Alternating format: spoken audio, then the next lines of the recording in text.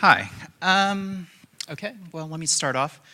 Making money at a nonprofit, you can actually look at, this is our office. So we're not your usual nonprofit. We actually have a lot of money. And this is our founder, Mark Gorton. He's probably most famous for being the CEO of LimeWire, though that's not his primary company. He gave us the charge of doing good stuff. And our organization is called the Open Planning Project. And the particular part of the organization is OpenGeo. And so what do? What we do is we make open source for government trip planners for the city of Portland. We do transportation reform. We do lots of different things like that. Tools for civic empowerment so you can go and narc on civil servants that are parking in the wrong place. About a year ago, after being funded for about, say, 9, 10 years, very well, nice offices, we were told to be sustainable, which means that we had to go and make our own money rather than taking marks, which is actually a good thing. So as a group of us for OpenGeo, we were thinking, how are we going to do this? So this is actually taken off of our rooftop penthouse, which all the stuff is going to go away in a year. So we're enjoying as much as we can right now.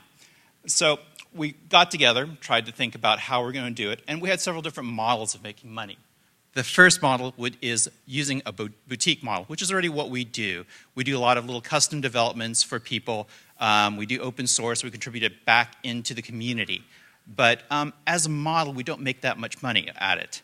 The other model that we actually do also as well is whale hunting. Now, whale hunting is great. We make a lot of money from that. We get large contracts. But what it does, it detracts away from our open source focus and mission. We have to pull a lot of people off of different projects. So the other thing that we're doing right now is becoming beekeepers. Pentaho, James Dixon, he has this whole metaphor of building products where the open source community are the bees, we are the bee farm, and we provide software to farmers. So we have 3 ways of making money. And the way we do it is by building these products, we put support and training around them, and we do customer-focused development, which in part is whale hunting, as well as some of the boutique work that we do. So, talking about revenue, again, the boutique stuff is not that great in terms of making revenue. Whale hunting is awesome in terms of revenue, but very disruptive in terms of an open source community. And finally, we're doing the product stuff. That's something we've started within the past year. So talk a little bit about our competitors. Who are our competitors? I'll say the evil word. Our competitors are Esri, as they now want to be called. We want to widen into their market share. And their other competitor as well is Google, which happens to do no evil, but they do tend to kill business plans once a week. So where are we going to get our more customers? Obviously, we're going to steal some from ESRI if possible, because some people can't afford their licenses. But we also want to go and get customers as well from Google as well, doing maps.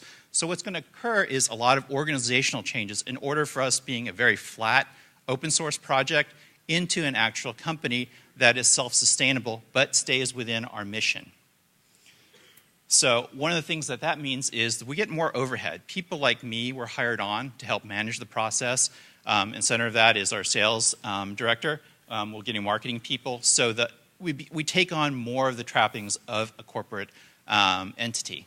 There's also going to be more process. We do timekeeping. We monitor everybody's time, not because we want to know if they're putting in their 40 hours, but mainly for billing purposes and for efficiency. We want to match up our estimates against the amount of time we do. So we're doing those things. The other thing is that we're creating new organizational teams, cross-functional teams where we're pulling people in that are database experts or JavaScript experts or Java experts and pulling them together into teams that work crosswise so that they build our new products. Now, the big question is, where is my upside? If I am a developer, I'm smart, I'm young, I can go to any company and I can get, basically some sort of upside on that. Well, part of it is we're a very flexible organization. We pay real wages. We don't underpay people. So we have a plan, which is essentially doing some of the boutique work in order to keep on contributing back to the community. We will continue doing some of the large whale hunting type activities in order to get a bit more credibility and get our product out there. So if you have any questions, that's me, Sophia P at OpenGeo.org, and I'm also on Twitter at Spera, and this is more pictures of our really wonderful office that we have for now. And actually contributes to our overhead. And the final slide is just basically, I really dislike PowerPoint. So there's a dead kitten out there.